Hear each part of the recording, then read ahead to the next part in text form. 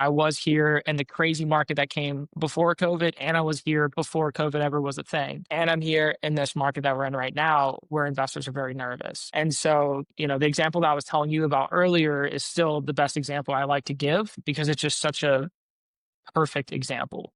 So we have this deal. It was in Lithonia, Georgia. It was a house. Now it was on a lake. So it's really, really awesome. And so we were trying to wholesale that deal. Right. And we put it out to our investors for 178.5. We were telling everyone we were estimating rehab at 80 and we were looking at an ARV of 325. And as we were going and sharing that deal with our investors, just everybody wants to haggle in this market. Nobody wants to recognize a good deal. They always just want to get a better deal, right? And I think it stems from people being worried about like, am I going to lose my ass here, right?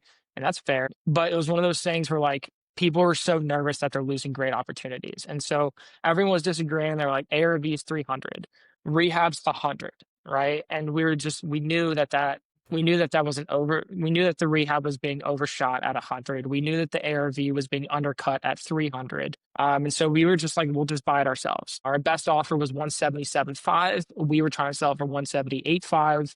And we were like, we're not selling this for a penny less than full price. So we bought it. We flipped it. We ended up spending, I think, 62 or 63 on the renovation. That includes staging, professional photos, all of that good stuff. We were telling everyone 80. We got it done for 62 or 63. We were telling everyone ARV 325. We ended up selling for 354, and we sold for 354 in 2 weeks on the market. And we have multiple full price or above full price offers. Welcome to the Real Estate Pros Show, where we interview real estate investing professionals from coast to coast, as well as the service providers that serve the real estate investing industry. Our goal is simple: share what's working now to help you improve and scale your business to the next level, and meet the pros that can help you get there. Real Estate Pros is powered by Investor Fuel, America's leader in helping real estate investors and professionals build the business you need to live the life you've always dreamed of. Let's start today's show. Property insurance for real estate investors doesn't have to be difficult, but it does need to be there to protect you when you need it. MyInvestorInsurance.com not only provides insurance at 15 to 30% cheaper than traditional agencies, it's built specifically for real estate investors like you. You can set up an account in about 2 minutes, get quotes on properties, turn on and turn off insurance for your fix and flip or rental properties in around 2 minutes without having to talk to anyone directly, all through our portal. There's no better way or faster way to make sure you've got the coverage you need to protect you, and no more lengthy policies either. Once you're set up, you're billed monthly and prorated by the day for however long your policy is active. It's powered by MSI, the third largest independent MGA, with 1.5 million customers and more than $1 billion in cumulative premiums written. Get set up today in about 2 minutes at myinvestorinsurance.com/fuel. Welcome back to the Real Estate Pros Pod. I'm Kristen, and I'm here with Matthew Von Dwingelo, who is the co-founder of the Von Group. I'm excited to have you. Thanks for being here. Thank you, Kristen. I appreciate you for having me. Let's start at the beginning. How did you get into the real estate world? Yeah, actually, so I was doing door-to-door sales for a meal kit delivery service. So give you a little bit about me. I have Crohn's disease. I have very strict dietary restrictions. But when I was in high school, I always wanted to build business. My goal was always retire my mom, right? And so I started a marketing agency. I was really, really bad at it.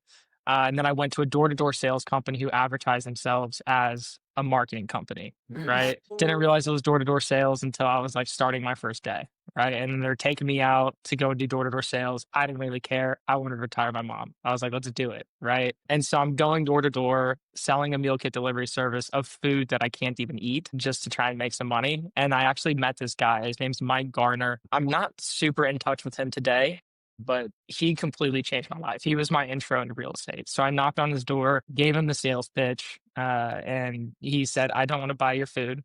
It's like, I understand. And then he was like, but do you want to do door-to-door sales for the rest of your life? Didn't really take long for me to figure out that no, that's not what I want to do for the rest of my life. And so he actually brought me into his house. He started showing me like how he was building a rental portfolio with like sub 2 and all that good stuff. And it was really, really interesting to me. And so that's when he didn't really like... Stop living on an island and join the #1 mastermind in America for professional real estate investors. Investor Fuel is a community of hundreds of the nation's top investors, working together to build stronger businesses and better lives. In addition to the amazing community of real estate investors acting as a board of advisors for one another, Investor Fuel members have access to 100% funding on purchase and repairs for our members only, a health insurance program, and benefits and discounts that more than pays for the membership of most of our members, meaning it's actually costing you money to not be a member of Investor Fuel. If you're looking to scale your business and build a business that allows you to live the life of your dreams, please visit investorfuel.com today and book a call with our team. That was actually probably the last time I talked to him for probably 12 months. But the one thing he told me to do was go to Bigger Pockets. For whatever reason, he wouldn't let me write the name Bigger Pockets down. He's like, no, you have to remember the name. So I remembered the name, went home that day, and went on Bigger Pockets and started listening to their podcasts. And this was this was 2017. So it was in 2017 that I'm listening to their podcasts, going through their blog, and I didn't have money, right? So wholesaling real estate was the only thing that I could do. So I started trying to wholesale myself. Started a company, Mr. REI, stood for Mr. Real Estate Investor. Mr. REI never did a deal. But it's so great. I was, yeah, thank you. You I have thought the it was very name catchy. down, yeah. It was a name that I thought was going to be very brandable, right? I was like, oh, you got Mr. Car Wash, we got Mr. REI, right? And so it was one of those things where I thought it was fantastic. And so I took my door-to-door experience and started going door-to-door to people who are in pre-foreclosure. So tell you a little bit more about my backstory. So back in 2008, during the recession, my parents owned 3 or 4 rental properties and our home. We lost all of that in the recession. So we lost the rental homes, we lost our home, we lost our cars, we lost our RV, right? We lost it all in that recession. So we went through because of foreclosure, right? So we got foreclosed on, bankruptcy, the whole nine, lost it all. And so it was one of those things where it's like, I feel like this is a story that I can really relate to with these people, right? Like, I was very young at the time. It was 2012, maybe 2011 or 2010 that it happened. At that point, I was 10, 11, 12, but my parents kept me up to date on what was going on. They didn't want me to wake up one day ready to go to school and our car's not there to get to school, right? So, they would keep us posted, kind of let us know what was going on. And I appreciate it because later on, I think it's played a huge role in my life, right? And so all that being said, I was like, I think I can really relate to these people, right? I've been through it. And so we went and started knocking on doors of people who are going into foreclosure and like, hey, and my pitch was, hey, I know you're going through foreclosure. I'm sorry about that. I've been through foreclosure. And just over and over again, the trend was, I'm not facing foreclosure. I'm not facing foreclosure. No, I'm not going to lose my house. And so I figured out that the pitch did not work well, right? Going to people facing foreclosure and saying, hey, you're in foreclosure. Me, this like 18-year-old kid, I'm going to save you from foreclosure, did not go over very well. And so what ended up happening is the company that I ended up going and working at, I would see their signs all around Atlanta that would say like fix and flips for sale. And so I just called them, trying to figure out a way to get a deal. Spoke with this lady. Her name's Tawantis. Tawantis is amazing. I'm actually closing a deal with her like tomorrow, Wednesday. I'm closing a deal with her on Wednesday. So we still talk. She's awesome. But I called her just, like, hey, what is this sign? Maybe I can get some deals from this to go in wholesale. She brought me into her office, walked me through like what that company does. And she was asking me what I was trying to do deals. I was like, oh, I'm knocking on doors. I'm handwriting letters. I'm dropping them off in people's mail, putting them in USPS expedited mailers and then leaving them on the front door so it looks legit, right? And so I was doing all of that and she was like, this is awesome. And she went and sat me down with the broker of that office. And he's an awesome guy as well. And so he sat me down, he asked me some questions, and then he offered me a job, right? Me, I'm over here at 18, the company wholesales, right? I didn't explain this. They're a real estate brokerage that wholesales real estate, right? And so I'm looking at this like, this is the opportunity I need. I'm going to be a millionaire. You know what I mean? Like, let's do this, right? And so we go, I sit down, he offers me the job. He's like, would you want to come work here? I said, absolutely, I would. He says, go get your real estate license and then call me when you've got it. And I was like, all right, that sounds good. So I immediately enroll to get my license.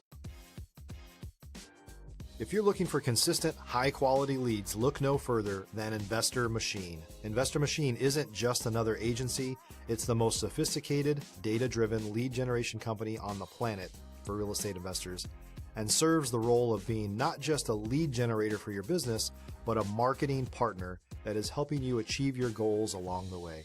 Go to investormachine.com to learn more and schedule a call with our team today.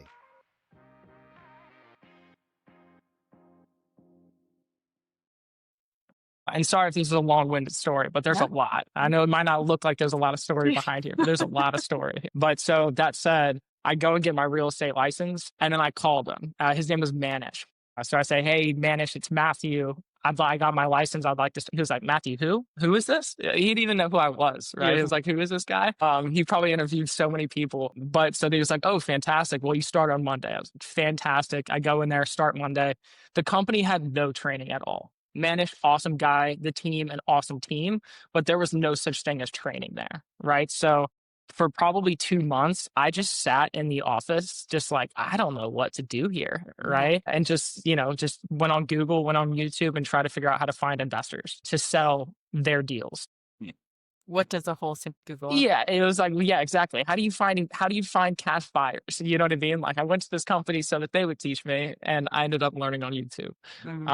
But so that said, at some point though, they did go and send me over to their in-office training in Austin. So they flew me out to Austin, and I sat, and it was a little 3-day training. That was, it was 3 days of training, lots of information. But there was one thing they said to me that just stuck out. And I was like, I can do this. And it was go and throw 30 of those little fix and flips for sale signs every single day. Right. So what I did is Monday through Friday, I would go and throw 30 of those at 6:30 in the morning. So I was up at 4:50. I'd be at the office by 5:30.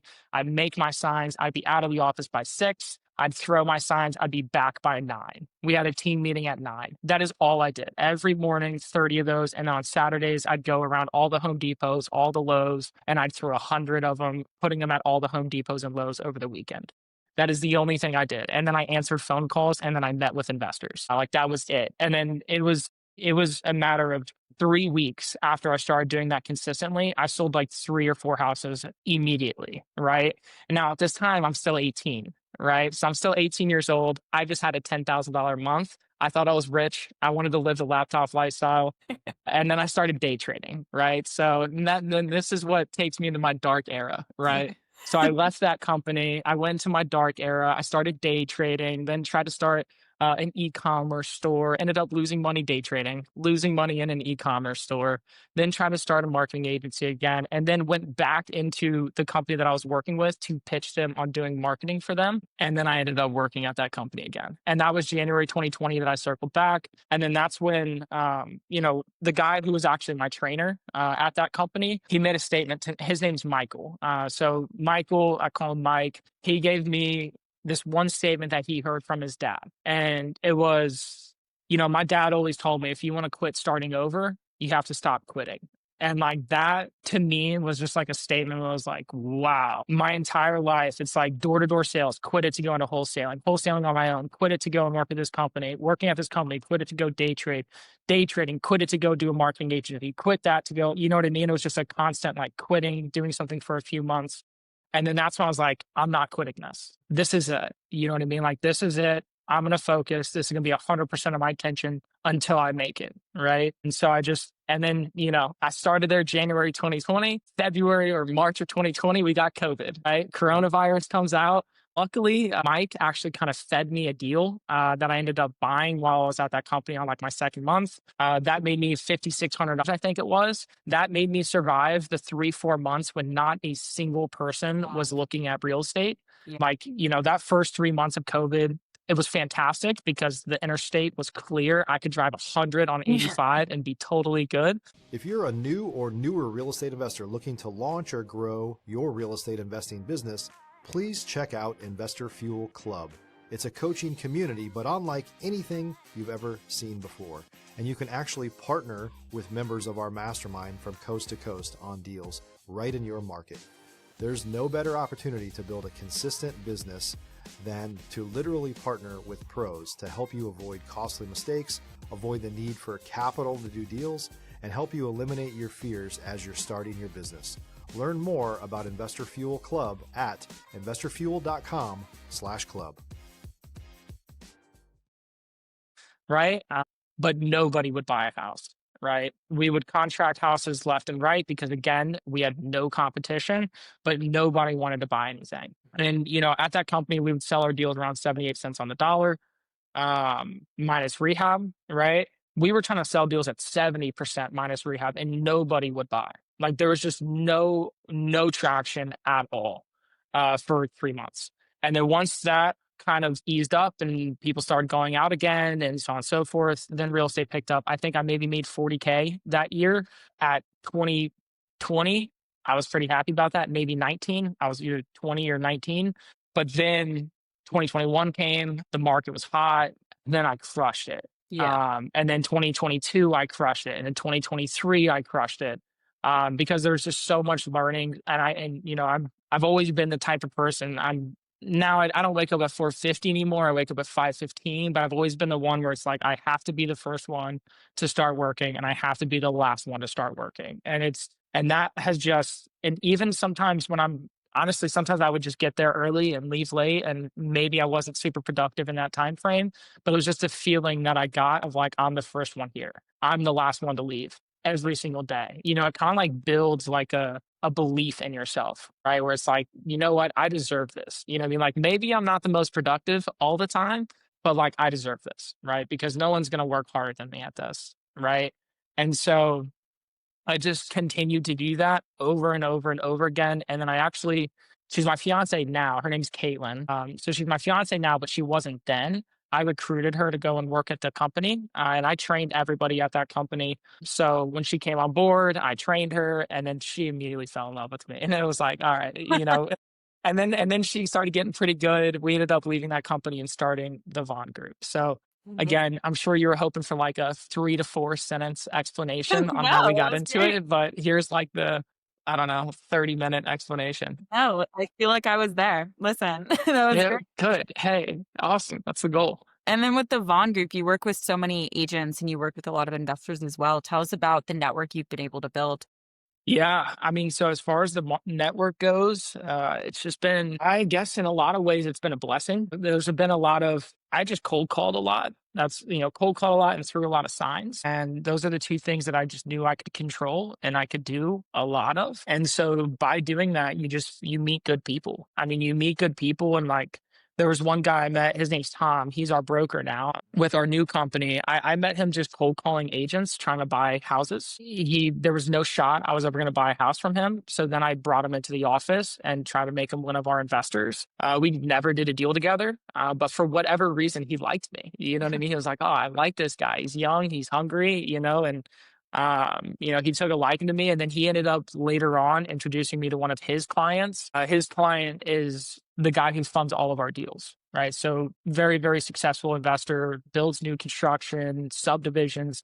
Matter of fact, the house I'm in right now, he built this. So, really, really good guy. And again, he funds all of our deals. And that all came from one person who, I mean, technically, I've still never done a deal with Tom. You know what I mean? Now he's our broker, but just by building good relationships and going and doing, the hard work, we met a lot of, and he's just one of many fantastic relationships that I've been able to develop in this business that have led to us being able to do some of what I think are awesome things. So it's just a lot of nasty, dirty grunt work of cold calling and putting out nasty handwritten signs. And then sometimes you meet really great people. Sometimes you don't, but sometimes you do. And then hopefully you just keep those relationships strong. Yeah, it's worth all of the grunt work because you never know who you're going to meet and you never know how important someone's going to be along the way. Even if it's not immediately important, it could be important down. Right.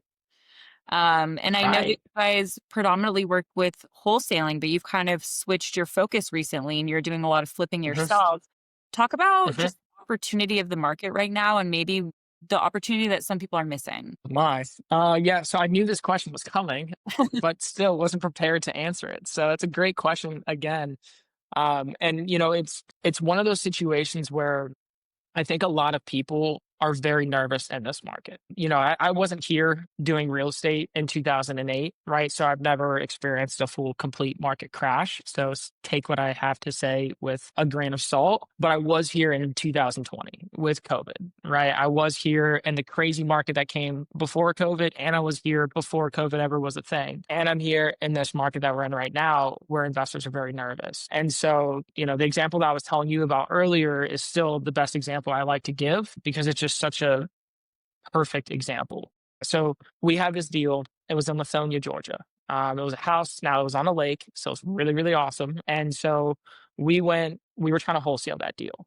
right? And we put it out to our investors for 178.5. We were telling everyone we were estimating rehab at 80, and we were looking at an ARV of 325. And as we were going and sharing that deal with our investors, just everybody wants to haggle in this market. Nobody wants to recognize a good deal. They always just want to get a better deal, right? And I think it stems from people being worried about like, am I going to lose my ass here, right?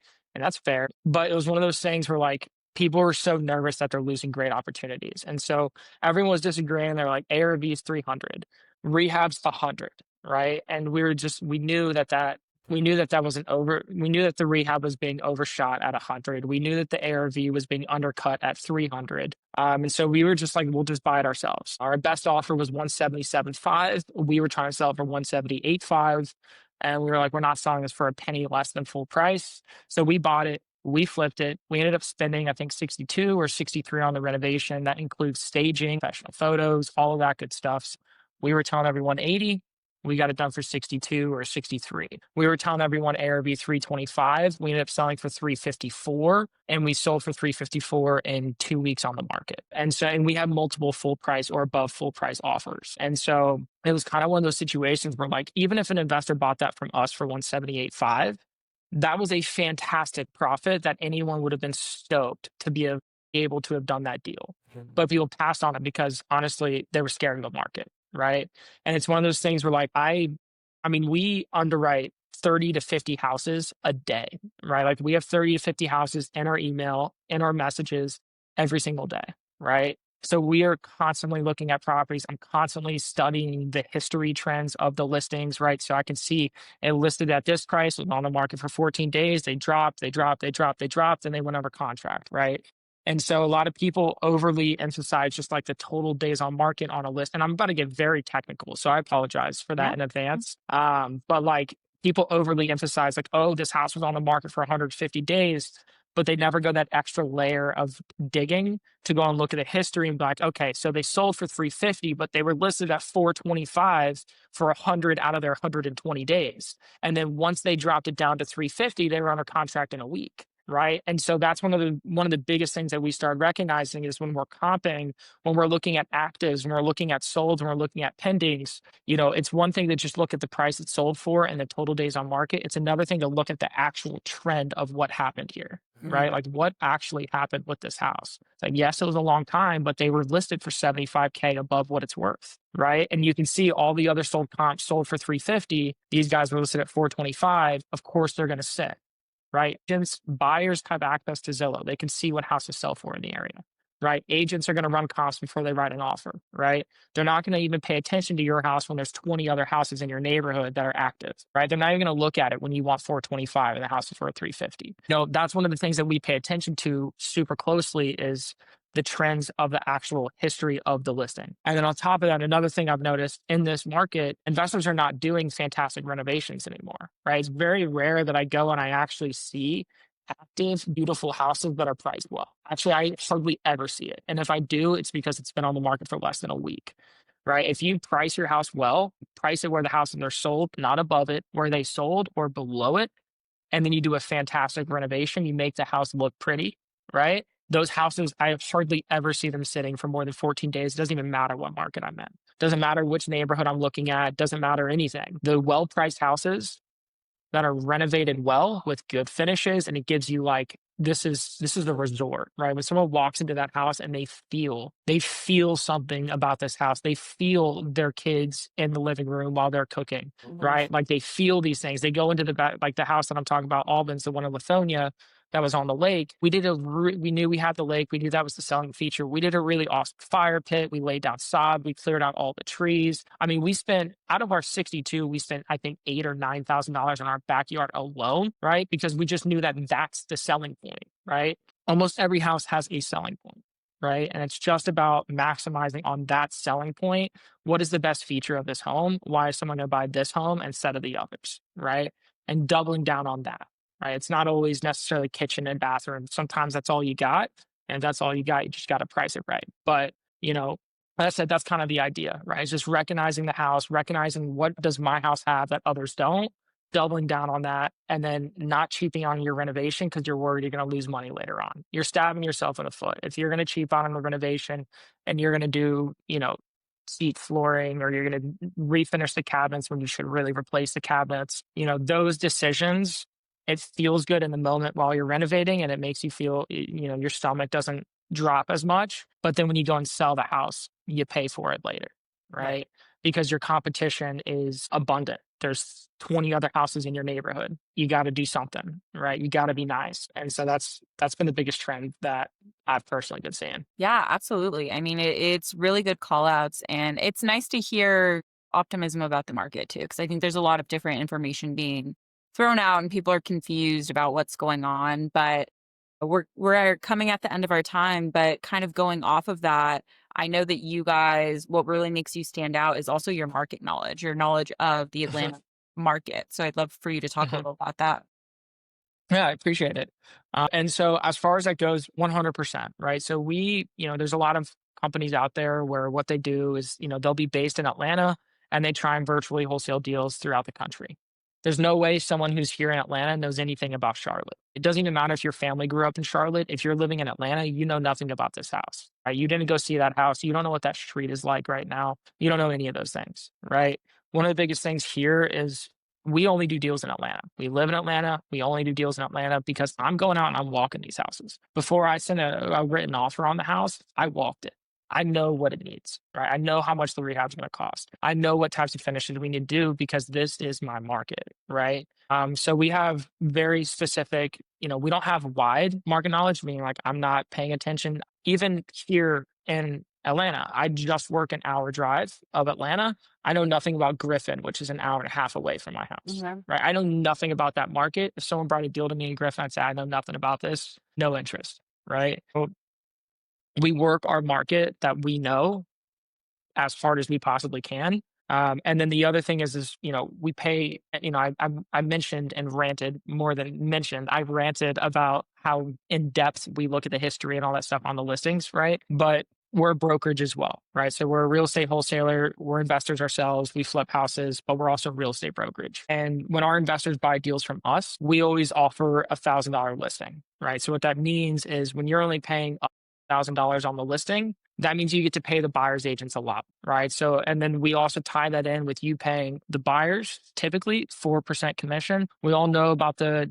NAR settlements and lawsuits where buyer's agents are kind of getting beaten down pretty hard on their commissions. So how do we make sure that our houses are these buyer's agents' favorite houses? We don't make them have to haggle for their commission, right? We don't reduce their commission. We give them more money. When everybody else is trying to haggle their commission and make it hard for them to get paid, we want to make it as easy as possible. We want to be their favorite, right? And so we offer 4% buyer's agent commission. We do the listing real cheap. Again, we make money when you buy the house from us, right? We make a spread, and that $1,000, it's not like it's a discounted service as far as the service goes. It's full service plus more, right? So we throw it on the market, of course, like every agent. But then we've also got a database of about 13,000 agents who we share all of our properties with. And I'm not talking just like some canned copy and paste email campaign that's sent out to them. I'm talking about individual one-on-one outreach to these agents about the property, right? Telling them about the 4% buyer's agent commission. We also help with making sure your finishes are up to par of what you need to be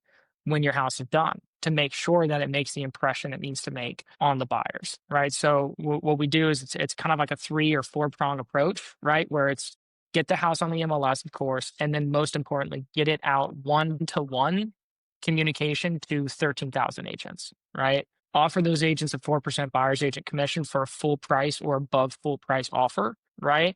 And then go and leverage all of the interest that we get. When you reach out to 13,000 agents one-on-one, you get a lot of interest, right? That house in Lithonia, I think we had 150 people that were interested. Now, did all of them write an offer? Absolutely not. Did all of them come and walk the house? Absolutely not. But when I'm talking with a buyer's agent who is interested and their client is interested, you bet your bottom dollar I'm telling them we've got 150 other agents interested, right?